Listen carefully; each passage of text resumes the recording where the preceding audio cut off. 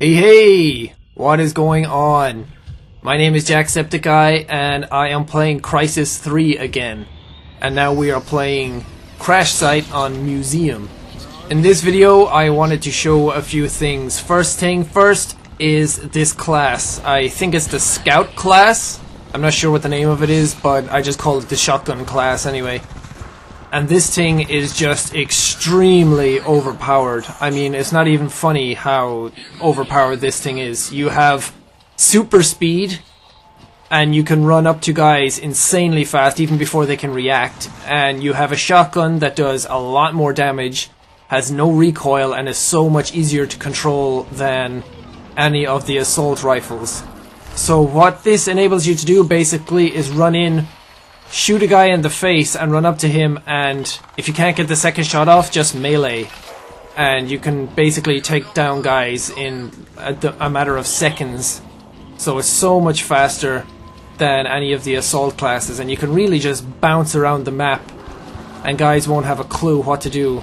And I've seen a lot of guys using this in rounds, and I was wondering why they were able to get up on me so fast and kill me so quickly, and I thought it was just griefing with the shotgun. Normally I absolutely loathe using shotguns, but in this it's just way too much fun. You see me here, I tried to take down a guy and I kind of fail miserably and miss him a lot. And one thing I threw here is not a frag grenade. When you have the Scout class you actually have flashbang grenades, and I find these way more useful than frag grenades, because when you hit them with a flashbang, it doesn't just make their screen go extremely bright white, and I mean white. I've had these used on me and your whole screen just completely fills up with a big white sheet and you can't do anything. Nice little air stomp kill there. But when you do this, they also slow down when you use a flashbang on them. So you can just chuck it in and blind a few guys and they all move extremely slow. And with this class you have almost double your own speed and you have their speed with a flashbang, so you can see what that'll do to them. You'll jump straight in and you'll literally get to blast guys away like I just do here. I used the flashbang there before and it enabled me to rush in and just really open on everybody with the shotgun, and you have such a wide spread with this shotgun that it's just a joke how fast you're able to get in. And here I hit the wrong button and I ended up picking up all the wrong guns. I picked up the guy's feline and I didn't want to, and I tried to get my own gun back and I ended up picking up the shield, and I forgot the button to throw the shield, and it just all went to hell. But I still pulled it off and still stayed alive and kept the pod for a little bit. And by judging by that kill cam, he actually killed me with an air stomp too, so I guess karma came back around and finished the job. Another thing I wanted to highlight in this video is I removed mouse acceleration from the game. Well, I think I did. Before, there was a lot of mouse acceleration in the game and it made it so hard to kill guys. I mean, my aim was all over the place, and I play games like Battlefield 3 where the controls are extremely slick and everything is almost a one-to-one with your hand, your mouse movement. But when I got into this game, I couldn't hit anything. My shots, I was over-aiming, under-aiming, and everything just felt so laggy and unresponsive. And if you feel that when you're playing, there is a few tweaks that you can make in your Crysis 3 folder, and I will put those in the description for anyone who wants to use them. And it really does make the mouse movement so much easier. You see, I got another air stomp kill there. That's the first time I actually did it ever, and I did 2 in this match. But you can remove mouse acceleration altogether and it makes things much smoother. When you move your mouse, it really feels like you're connected to the gun this time and you're not over or under aiming with anything. And coupled with this class where you need like that twitch kind of aim sometimes, it really helps to remove all mouse acceleration completely. And you can see here, because I'm this class, I can run up to the pods so much faster and get around the map. And I sneak up on this guy here. He thought he was going to get away, but I was waiting for him at the end of the tunnel.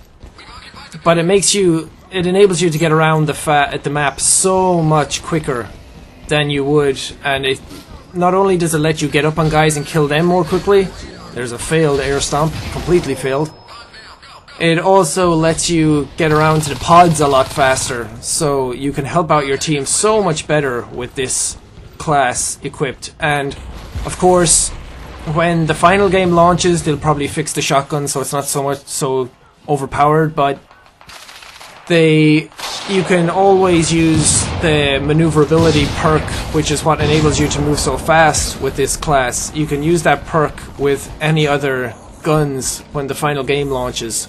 And I suppose I could do it now. I could customize my loadouts and my perks and everything, but I don't know how much I'd actually be able to do. But it's good to have this perk enabled, because I am getting around the map so much faster. I'm getting in to get the pods faster. I'm killing guys faster, and couple that with the shotgun and no mouse acceleration, this really is the best way to go around and kill absolutely everybody.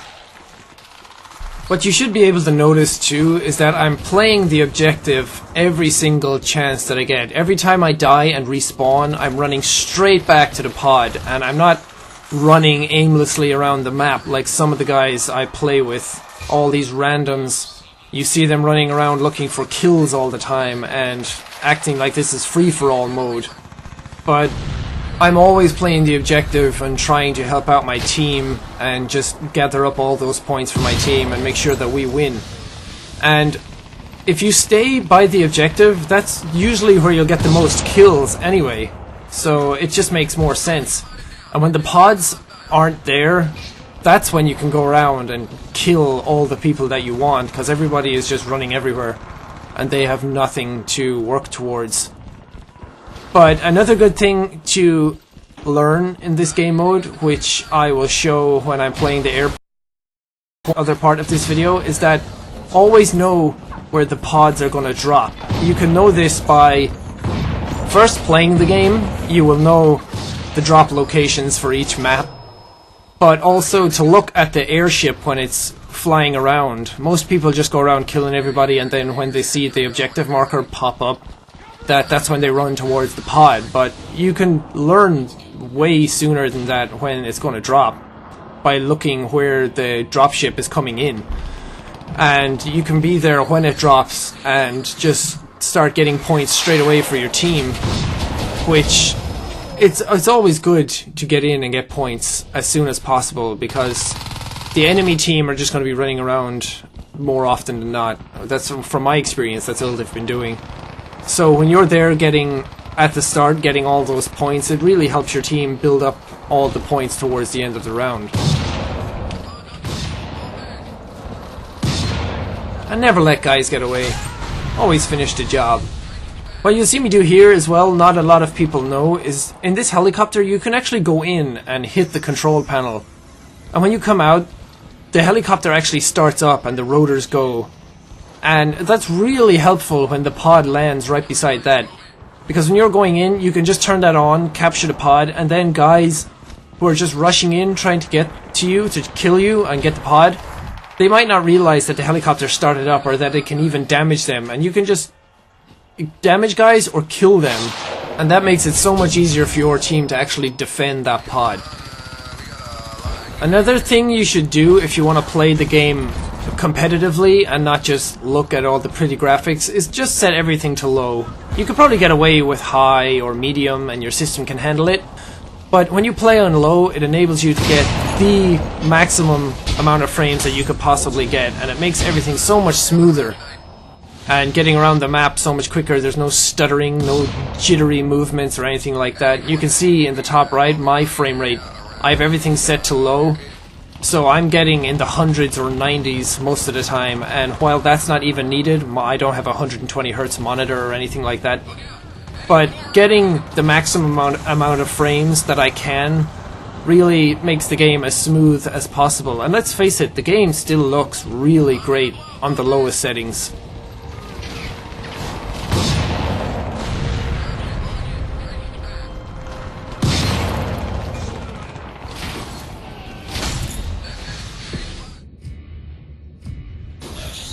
Now here we go for the airport map. First thing you'll see me notice, hear the dropship coming in, look for it. I see it slowing down and turning, so I know exactly where it's going to drop because I've played the map a lot of times and I know where the drop locations are. Let off a grenade just in case someone come up. And always, well not always, but what I like to do is go into cloak mode and just go left and right. Most times what you can do is when guys come in to get the crash site, you can see them and they won't see you. So when this happens, you can switch straight to your armor out of your cloak. Because Crysis 3 now splits them, you can go from cloak to armor and alternate between the two of them without sharing the same energy bar. So it's always a good idea when you're in cloak, instead of going out of cloak when your energy runs out, just switch to armor when you're defending a pod. Armor doesn't waste when you're not using it, so if you're not getting hit, your armor's just going to stay up, and when your energy for your stealth replenishes, that's when you can go straight back into stealth. So always alternate between the two of them, which will give you the best advantage. Instead of just standing there waiting for cloak to regenerate and you're out in the open, just switch between the two of them. It doesn't cost anything and it enables you to stay alive a lot longer. You can see here again, I turn around, see the dropship coming in. I know the drop location's over here, so I just go straight to where the pod's gonna land. And what do you know? I'm right. Lands right in front of me.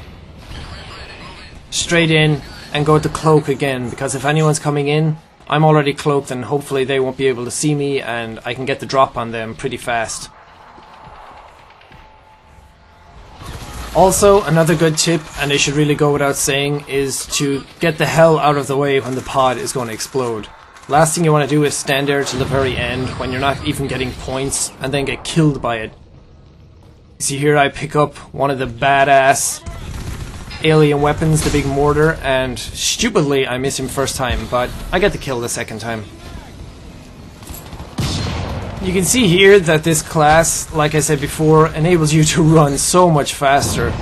I mean, I'm bouncing around the map here, and while I don't actually kill any of these dudes, I get a lot of assists, and they have no idea what's going on because I'm on top of them before they can even react.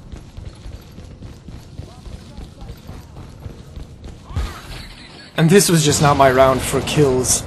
Every time a guy came up, I got a shot on him or something, and then somebody else killed him. You can see by playing the objective all the time, you can see the score there, 200-0. And I got Crash Site MVP. Shouldn't matter about kills all the time, just make sure you play the objective. And that wraps it up for this video. Thanks to anyone who actually watched, and I will try and get more Crysis 3 videos out soon. If there's any part of the game that you want to see, please let me know in the comments and I will cover it in my next video.